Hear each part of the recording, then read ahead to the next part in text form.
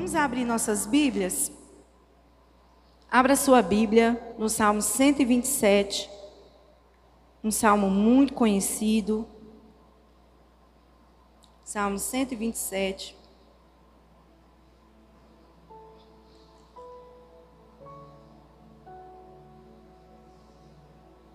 Versículo 4 e 5. É um salmo bem conhecido,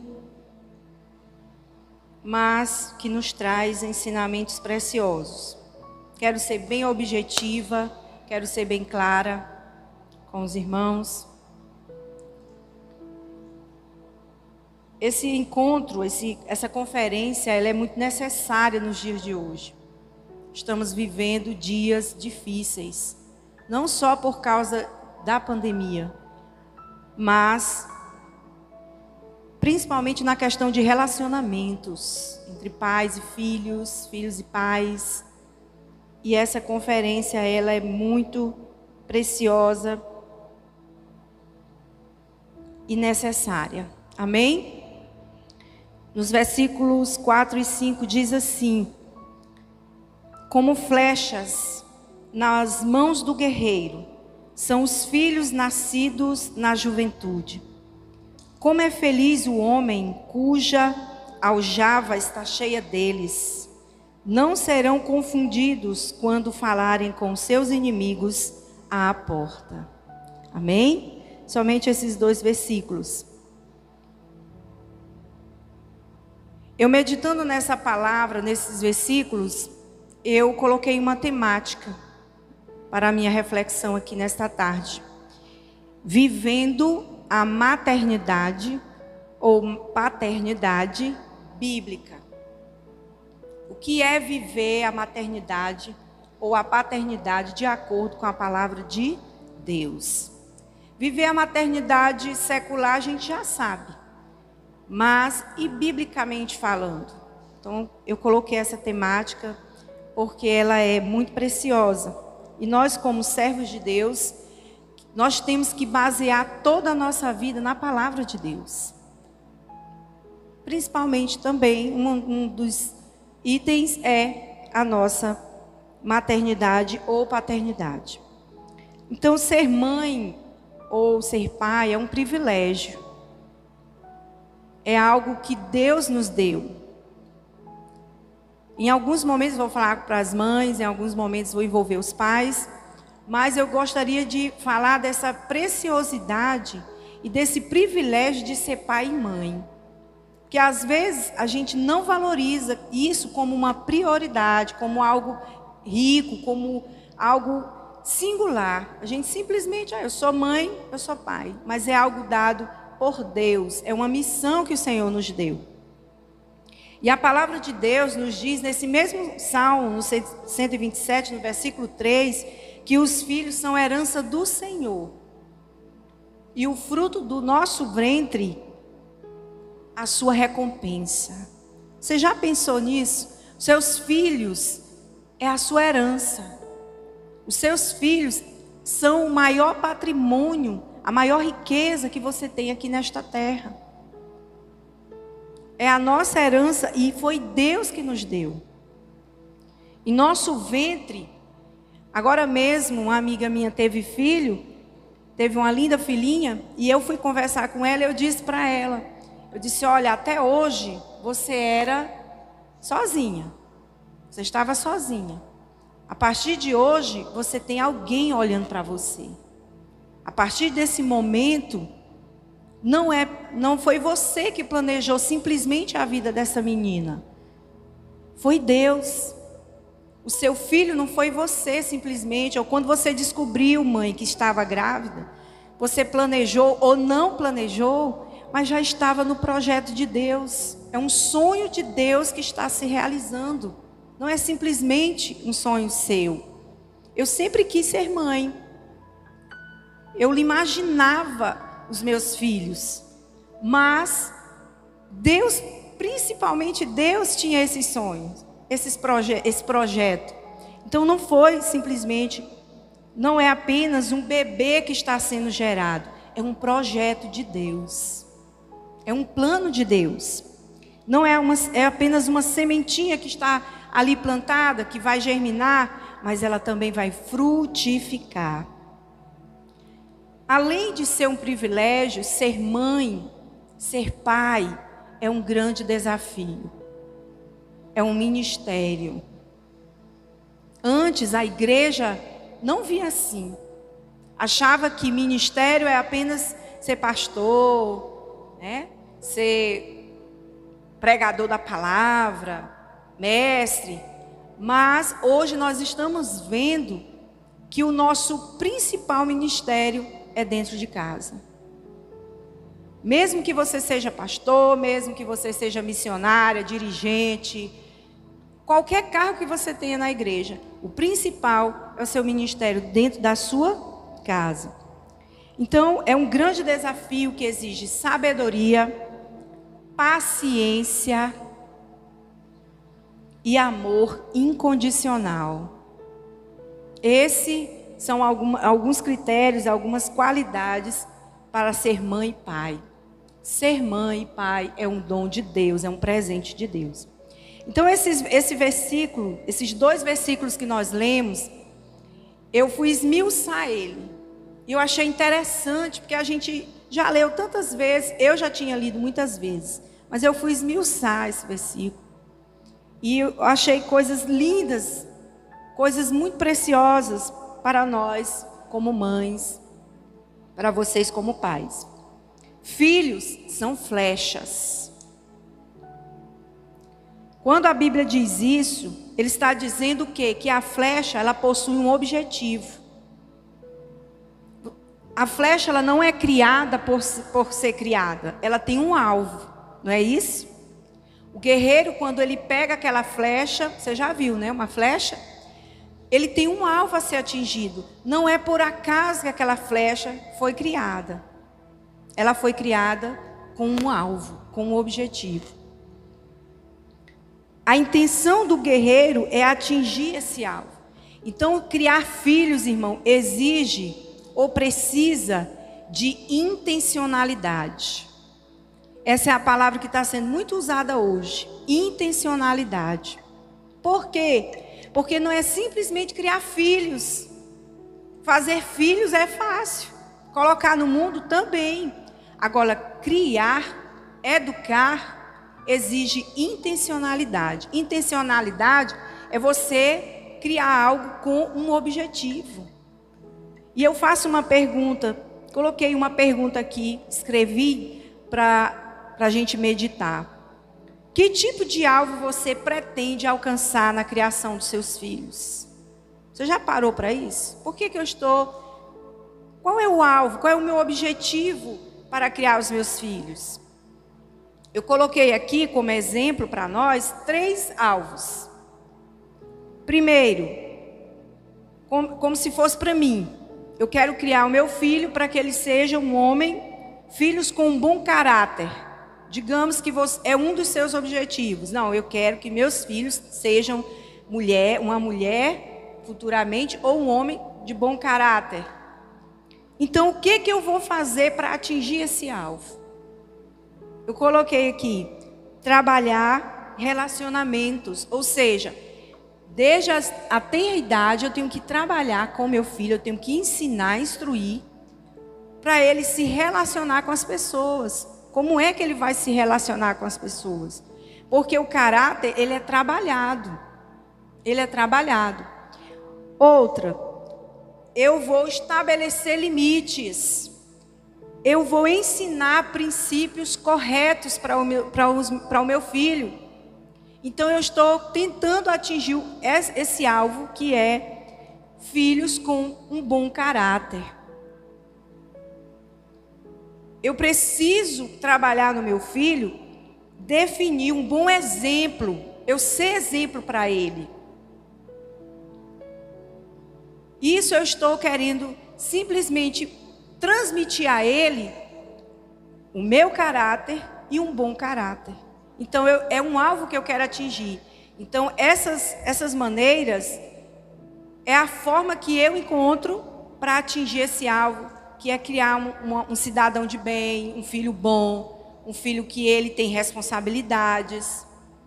Então você vai, digamos que você vai colocar na sua agenda esse objetivo. Isso é intencionalidade. Estou falando aqui de intencionalidade. Então, outro objetivo, eu quero que meu filho seja bem-sucedido na vida. Como é que eu vou atingir isso? Será se é deixando ele de qualquer jeito? Quando você ensina o seu filho pequeno o dever da escola, você está trabalhando na vida dele para ele ser bem-sucedido. Por quê? Você está ensinando o valor dos estudos. Como é que eu atinjo esse objetivo de querer que meu filho seja bem-sucedido? Eu vou trabalhar o valor do estudo. Eu vou dizer, olha meu filho, é importantíssimo estudar. Mesmo que você não goste, porque às vezes as crianças não gostam de estudar. Você tem que obrigar, às vezes, dizer assim, mas é preciso. Mostrar para ele que é preciso. Você vai ensinar o valor do trabalho. Meu filho, você precisa trabalhar. Quem trabalha, ele consegue alcançar objetivos de quem não trabalha, não consegue. Você já ensinou para ele o valor dos estudos, o valor do trabalho. Você vai ensinar o valor da honestidade, o valor da fidelidade a Deus. Aí você está construindo para que ele seja um homem ou uma mulher bem-sucedida. Estão entendendo, irmãos, onde eu estou querendo chegar? Aqui é intencionalidade, é criar filhos com objetivos. Não é criar por criar. Ah, mas a vida ensina. Não é assim. A não ser que você não queira o melhor para os seus filhos. E eu acredito que não, que você quer o melhor. E eu coloquei aqui outro objetivo como exemplo. Não, eu quero que os meus filhos sejam cidadãos do céu. Olha como eu peguei aqui 3 esferas importantes, né? Primeiro, eu vou ensinar para o meu filho que é o valor da palavra de Deus. Eu vou ensinar o meu filho que na palavra de Deus está todos os ensinamentos para ele um dia morar no céu. Eu vou ensinar para o meu filho quem é Deus. Isso é querer atingir o objetivo para que meu filho seja um cidadão do céu. Porque nós educamos para a eternidade. Nós não estamos educando para ele ficar aqui. Jesus vai voltar. Então eu tenho que educar o meu filho com esse objetivo. Outra forma, que todos pecamos e carecemos de salvação em Jesus. Eu quero que meu filho seja um cidadão do céu, então eu vou trabalhar isso. Meu filho, todos nós pecamos. E isso, irmão, não é só quando já está grande, não. É pequeno mesmo. Porque às vezes o pai e a mãe dizem, não, mas ele não entende isso não. Ele já tem 6 anos, ele não sabe. A forma como você vai falar é diferente. Mas tem que dizer, filho, nós somos pecadores e carecemos de salvação em Jesus. Então eu coloquei esses 3 objetivos aqui. Outra forma de você alcançar o alvo, o objetivo de criar um cidadão do céu. O valor que a desobediência traz consequências e que a obediência traz recompensas. Isso aqui tudo, o valor da oração, tudo eu estou ensinando ao meu filho para ele ser um cidadão do céu. Então você vai trabalhar em cima de objetivos, de intencionalidade.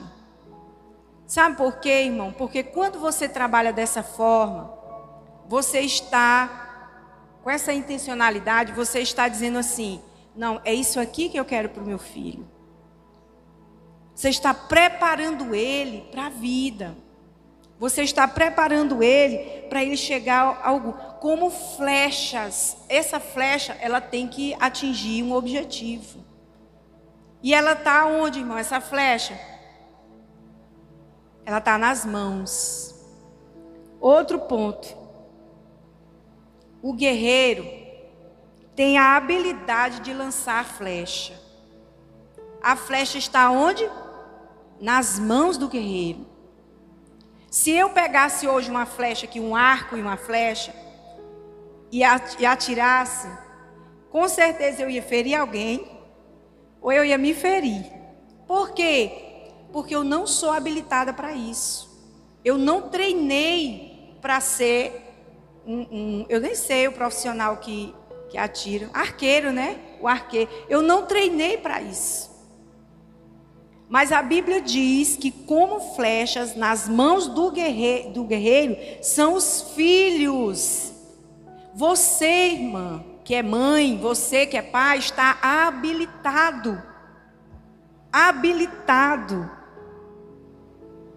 Então, nós temos em nossas mãos a habilidade de guiar os nossos filhos na direção certa ou não. Está em suas mãos. Olha a nossa responsabilidade. A Bíblia fala em Provérbios 22:6, o grande versículo que nós sabemos tanto. Ensina a criança no caminho em que ela deve andar, e quando ela crescer, não se desviará dele.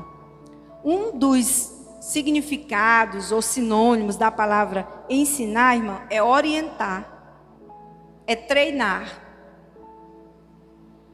E a palavra de Deus diz nesse versículo, é assim, no caminho. Ela não diz assim, olha, o caminho, ela está dizendo no, você está junto com a criança, você está junto com o seu filho. Tem pai que diz assim, ó, meu filho, o caminho é esse. Vá por esse caminho aqui, ó, é Jesus ali, ó. Mas eu não vou, eu vou por esse. A Bíblia não ensina assim. A Bíblia diz, ensina no, é andando junto, ó, no caminho. Eu coloquei aqui algo interessante, uma frase que eu uso muito ela, eu acho ela assim, muito forte. A palavra convence, o exemplo arrasta. Você pode até convencer o seu filho, mas o exemplo arrasta ele para aquilo que é certo ou também, infelizmente, para aquilo que é errado. Eu acho que você já viu um farol, já? Alguém já viu ou sabe o que é um farol? O farol, ele fica num lugar estratégico, ele tem uma luz super forte e ele fica rodando assim. Para quê? Para guiar os navegantes. Se tiver algum navio ali perto daquele farol, ele vai ver aquela luz e vai dizer assim, eu não vou para ali.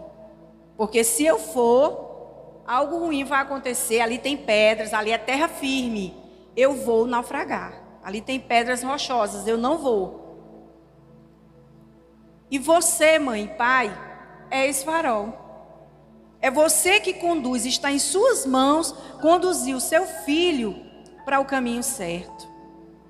Muitos pais têm terceirizado isso para o pastor, para a tia da EBD, a tia da escolinha, até para a escola secular. Mas essa responsabilidade, irmão, eles vão fazer alguma coisa, eles vão lhe ajudar. Mas a responsabilidade é nossa, é sua.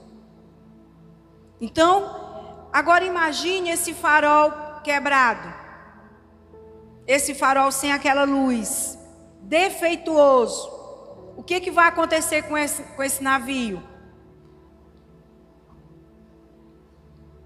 Ele vai naufragar. Ele vai bater contra as rochas. Assim é um pai e uma mãe que não ensina os seus filhos, que não orienta. Aí você vê, mas eu não sei onde foi que eu errei. O menino cresceu. Eu não sei onde eu errei. Eu não sei onde está o meu problema. Eu fiz tudo por esse menino. Será? Muitos pais acham que o tudo é dar comida e roupa lavada e um teto. Não é isso, irmão.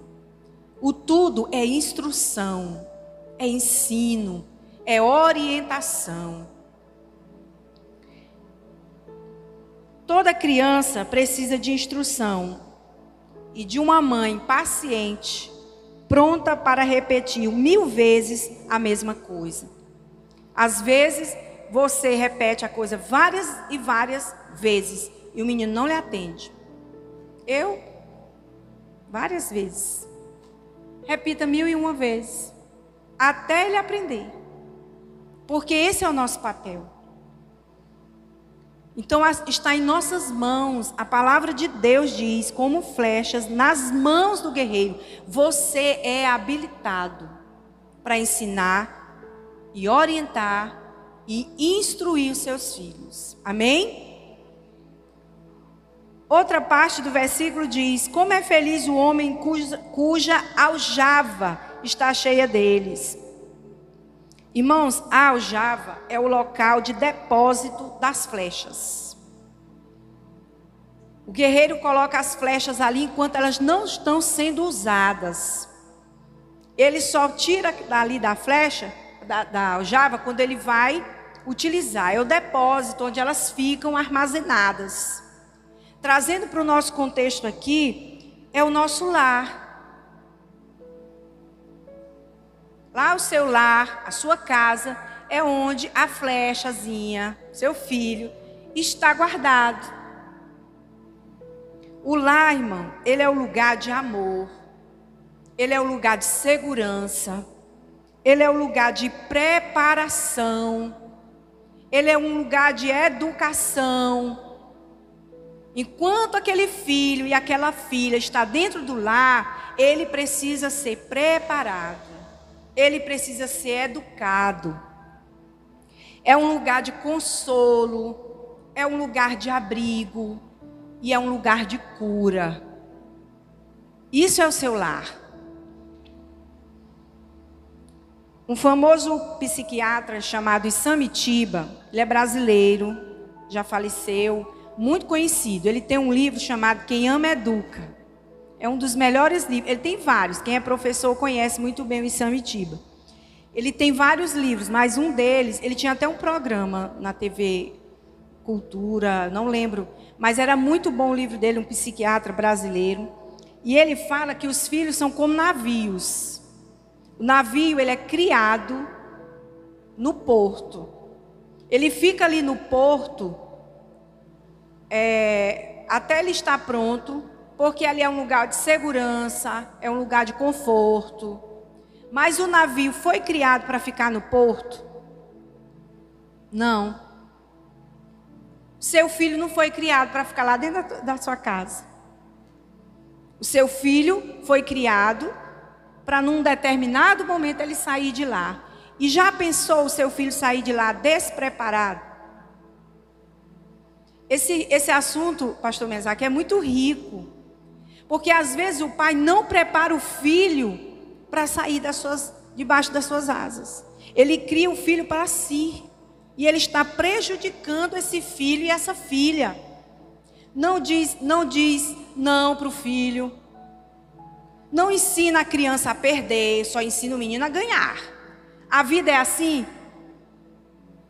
Será que a vida é assim? Só diz sim para você. Onde você vai passando, você é a rainha, a princesa. Só diz sim. Não é. A vida diz mais não do que sim. Aí o pai não prepara o filho a ter responsabilidades. O Nicolas tem 11 anos. Mas o Nicolas tem as tarefas que ele precisa fazer lá dentro de casa. Lá no fundo lá de casa tem um pezinho de acerola. E eu amo acerola, suco.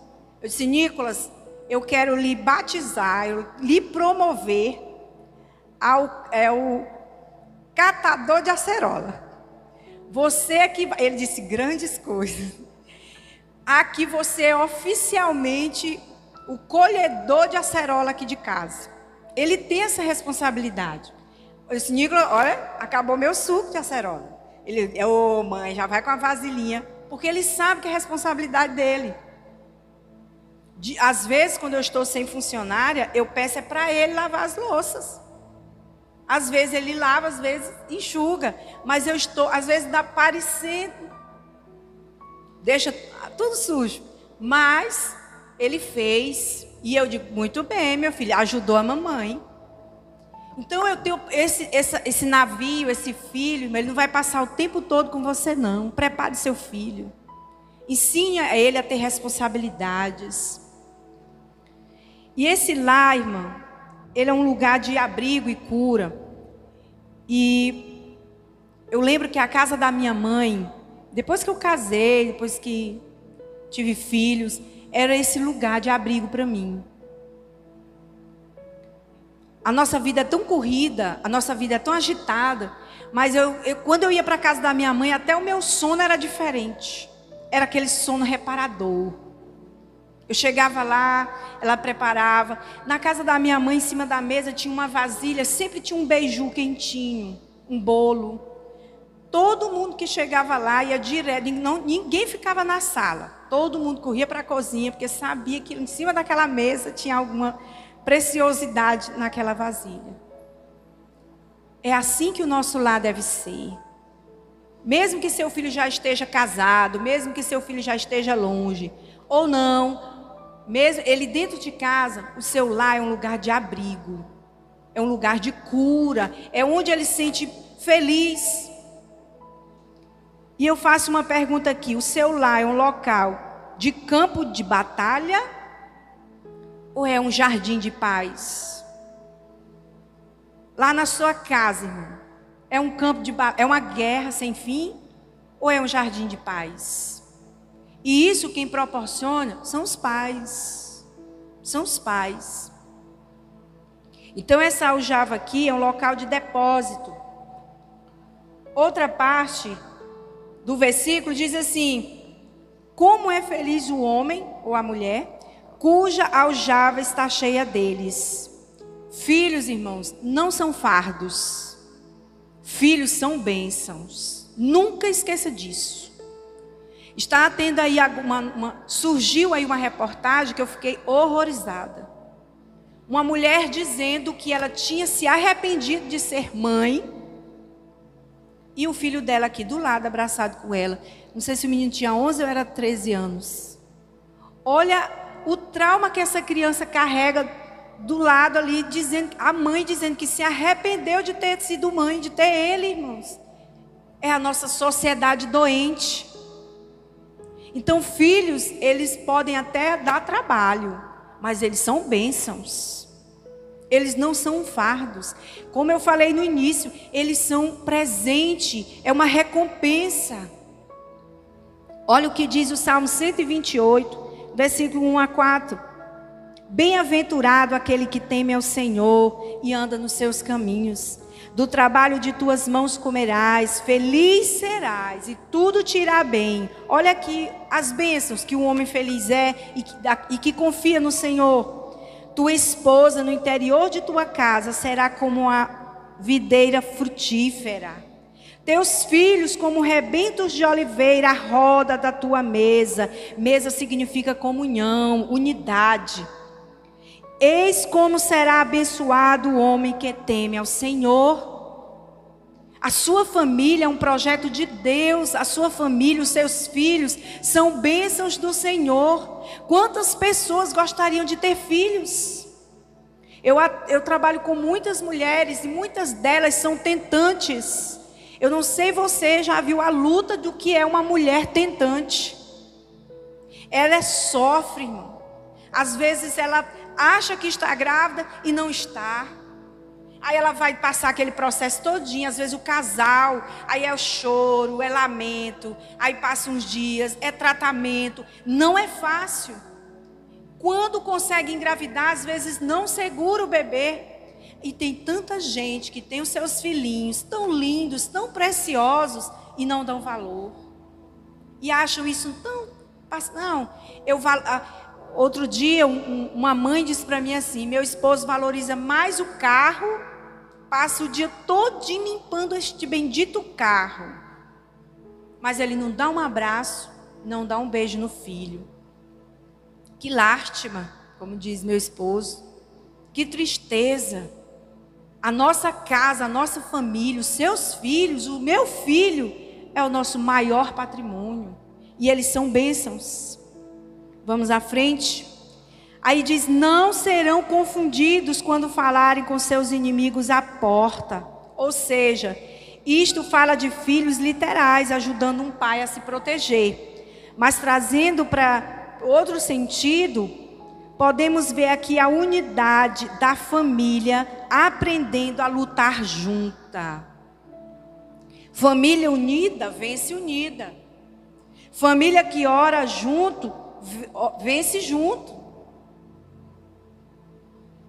O papel de uma mãe e um pai posicionado, irmão, que é os papéis bem definidos, dentro do seu lar é importantíssimos. Eu coloquei aqui algumas formas de você se unir à sua família. Primeiro, orar juntos. Quantas famílias o pai ora para um lado, a mãe ora para o outro, e o filho às vezes nem ora. É claro que nós devemos ter o nosso secreto com Deus, mas é poderoso. Ah, mas meu filho é muito pequenininho. Pois é, aqui, agora que tá bom. Viu, Fagner? Pequenininho mesmo. Você pega lá os menininhos, bota a mãe aqui. Vamos orar juntos. Olha, nós estamos com um problema aqui. Eu não estou conseguindo pagar essa conta aqui, essa parcela aqui. Vamos orar aqui, todo mundo junto, para Jesus abrir uma porta de trabalho para mim. Isso é união. Um pastor estava ministrando, ele disse para nós que ele, quando passava algum problema, que ele orava por aquele problema sozinho, ele disse que vencia, mas demorava. Mas quando ele chamava a esposa, chamava os filhos e oravam de mãos dadas, ali de joelhos na cama, ali orando, ele disse que parece que Jesus ouvia mais rápido. E ele disse: aprendi, hoje passo mais luta só não, filho. Só passo junto com a família. Você ora com a sua família? Você chama os seus...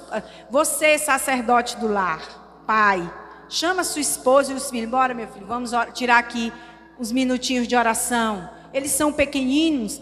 Tire 1 minuto, 2, 3. Precisa ser muito também não, porque são criancinhas. Mas os maiorzinhos já tirou. Eu tenho um relógio de oração, até compartilhei no meu grupo. O Nicolas, às vezes, ele não passava nem 2 minutos, que ele dizia assim: orei por todo mundo, não tenho mais assunto. Mas com esse reloginho, irmãos, lá diz o orar para adorar, louvar, aí vai indo. Pedir, orar pelos missionários, até chegar no agradecimento e encerrar. Já passou muito tempo e ele nem viu. São estratégias. Outra forma, o culto doméstico. Oh, irmão, como é precioso. Nós estamos no mês da família, tem os devocionais, como é gostoso se reunir à mesa para falar de Deus. Aí tem dia que o pai ora, tem dia que é a mãe, tem dia que é o filho. Faça o culto doméstico, mesmo que você faça só. Não deixe de fazer o seu culto doméstico. E em família é muito melhor. Leitura da palavra, orar a palavra, ler a palavra, meditar na palavra. Jejum coletivo. Tem famílias que não sabem, nunca fez um jejum coletivo. A criança já cresce, irmão, sabendo o que é jejuar. Faça um jejum coletivo. Eu coloquei muitas coisas aqui. Coloquei aqui também congregar juntos. Nada de enviar os filhos e ficar em casa. Todo mundo vir junto para a igreja. No dia a dia da família, precisa haver um espaço para falar de Deus. Estudar a palavra.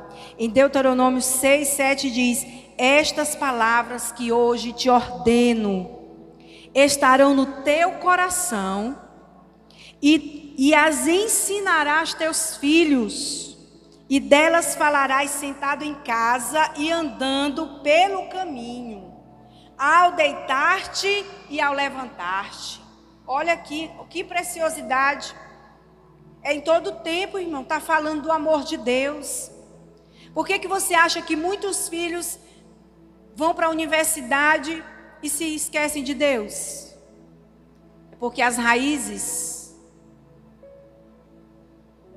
não são profundas. As raízes são fracas, frágeis. Eu passei por 2 cursos pesados, graduações pesadas, irmãos, contra a palavra de Deus. Um dos meus professores chegou a dizer que eu era até inteligente, mas o meu defeito era porque eu era evangélica e cria na palavra. Aí eu disse: o senhor pegou a minha veia melhor.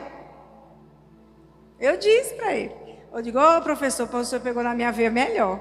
É porque eu sou evangélica e creio na palavra de Deus. Aí, mas quem tem raiz, quem não tem raiz, qualquer filosofia, ele deixa até de crer em Deus. Um pai agora, algum tempo atrás, procurou a gente dizendo que o filho, crente, cresceu na igreja, servo do Senhor, ia todo dia no culto, foi para a universidade, chegou: pai, agora eu sou ateu, não acredito mais em Deus. E o pai estava lastimando, gastando tanto para o filho se formar, e o filho chega com essa raízes fracas. E quem é que cria essas raízes profundas na vida dos nossos filhos, irmão? Somos nós. Somos nós. Aqui nesse versículo que eu li, fala de um cotidiano de uma família normal. Precisamos falar de nossos filhos para Deus, sim, mas também de Deus aos nossos filhos. É a chamada transmissão geracional. Pai que é crente, servo de Deus, cheio do Espírito Santo, mas o filho não é. Mas ele não sabe transmitir para o filho, ele não sabe: meu filho, sente aqui, eu vou lhe dizer quem é Deus. Ô coisa preciosa. Deixa eu lhe dizer aqui quem é o meu Deus, que você precisa servir, conhecer esse Deus. Aí mostre o amor de Deus. Mostre quem é Jesus, que Ele morreu na cruz. Irmão, isso é nós que temos que fazer. Somos nós. Uma geração, e Salmo 145:4, uma geração contará à outra a grandiosidade dos teus feitos, eles anunciarão os teus atos poderosos. Transmissão geracional. Você já sentou com o seu filho e falar do amor de Deus para ele? Você já disse assim: meu filho, olha, você vê seu pai indo para a igreja, sua mãe também, somos crentes, serve de Deus, mas deixa eu lhe dizer, por quê? Quem é Jesus? Quem é Deus? Aí você vai ensinando seus filhos. Ai, mas meu filho já é grande. É mais difícil? É, mas não é impossível. Tem muitas pessoas que aceitaram Jesus, mas bom seria que desde a tenra idade, bem pequenininho, o menino já conhecesse quem era Deus. Nicolas, a gente ensinando o valor da oração para ele. Um dia ele estava na casa da minha mãe, chegou um parente lá dela com muita dor de cabeça. E ele foi logo deitando na rede: irmã Maria, eu estou ruim, me dê um remédio aí, que a minha cabeça está doendo muito. E o Nicolas bem pequeno. Aí o Nicolas olhou aquela arrumação e disse: eu posso orar para o senhor? Aí ele disse: pode, meu filho. Ele, com brincadeira, o senhor lá disse: bota a mãozinha aqui. Aí ele colocou a mão e orou. E ele tinha uma brincadeira que o meu irmão orava pelas pessoas e dizia assim, né? E ele aprendeu. No final da oração tinha que ter um... E ele orou e fez aquilo. E a minha mãe prestou atenção. Todo mundo ficou observando ele. Na mesma hora o rapaz foi curado. Glória a Deus. E ele ficou... Irmã Maria, o rapaz não era evangélico.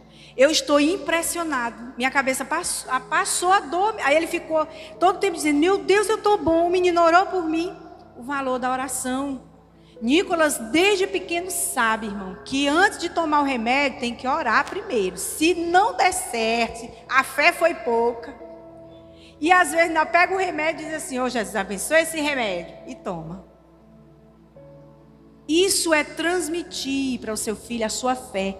Em 2 Timóteo 1:5 diz assim: trazendo à memória a fé não fingida, que em ti há.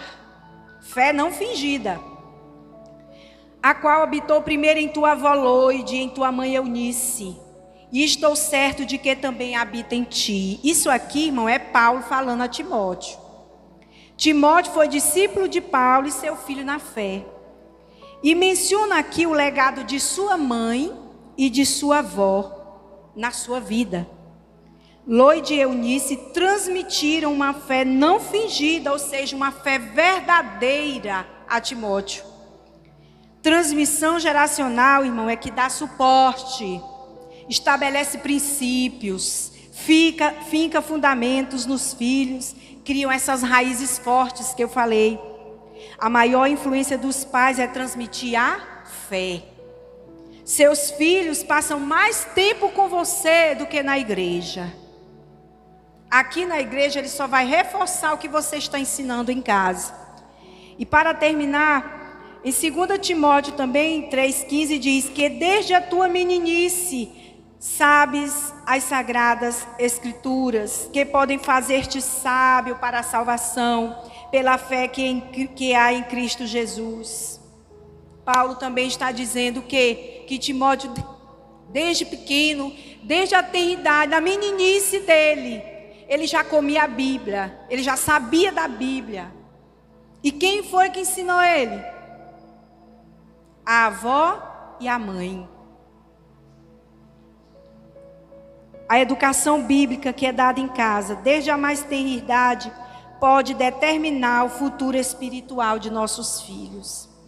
Timóteo cresceu ouvindo, meditando na Bíblia, e isso foi decisivo em sua vida. A maior missão que nós temos, essa aqui eu quero concluir. A maior missão que nós temos como mães bíblicas, como pais bíblicos, ou viver a maternidade ou a paternidade bíblica, é você conduzir o seu filho a Cristo. Eu resumo tudo o que eu ministrei aqui a isso. Não adianta você deixar carros, não adianta você deixar fazendas, não adianta você deixar dinheiro. É bom? É ótimo. Mas o principal não é isso. O principal é você conduzir o seu filho a Cristo. Nicolas, tem a campanha agora da CPAD. A promessa é para nós e para os nossos filhos. Batismo com o Espírito Santo. Nicolas tem 11 anos. E o Fabiano achou essa campanha bonita e disse, vamos fazer aqui na igreja, incentivando com todo o culto, chamava os irmãos para orar, para Jesus batizar. E um dia, no retiro, em fevereiro, nós não tivemos retiro. E no domingo eu estava no refeitório com as irmãs, ajudando as irmãs. E de repente o mover tomou conta ali naquela manhã, os jovens, todo mundo alegre. E eu disse, eu tenho que ir lá, eu já lá. E eu fui. Cheguei lá e eu vi muitos jovens lá, aquele círculo, orando pelos outros para Jesus batizar. E o Fabiano orando pelos jovens. E de repente eu olhei o meu filho chorando, com as mãos levantadas, como se ele estivesse sozinho ali, adorando a Deus. E aquilo foi assim, eu fiquei tão feliz. Eu digo, eu vou interceder também. Comecei a orar. E de repente eu senti de orar por uma jovem, fui lá para trás. Quando eu olhei, ele ainda estava chorando, mas agora com mais força ainda. E eu comecei a dizer no meu coração, Jesus, Ele é a minha herança. Eu já falei da tua palavra para Ele, Ele já te conhece. Ele é a minha herança, Ele é o meu legado. E a promessa é para mim e para os meus filhos. Naquele momento, irmãos, eu não vi porque eu estava orando por outra criança. Aí, vem cá, irmã. Quando eu cheguei lá, o Nicolas estava abraçado com outra mãezinha lá, com uma avó, que 4 filhos pequenos dela foram batizados. Inclusive, a mais nova tinha 6 anos. E ela disse, vem, o Nicolas foi batizado. Quando eu cheguei lá, abracei ele estava só glorificando. E o Fabinho ali de olho, porque ele estava orando, não podia ir lá. E eu disse, Senhor, meu filho realmente foi batizado. Confirma. Oi, irmãos. Ele começou a falar a língua estranha, mais linda que eu já ouvi na minha vida. Eu abracei ele, comecei a glorificar. E o Fabiano, eu fiz assim para ele. Nós passamos o dia todo chorando, agradecendo a Deus. O Nicolas no quarto e nós no outro chorando. É isso que Deus tem para os seus filhos.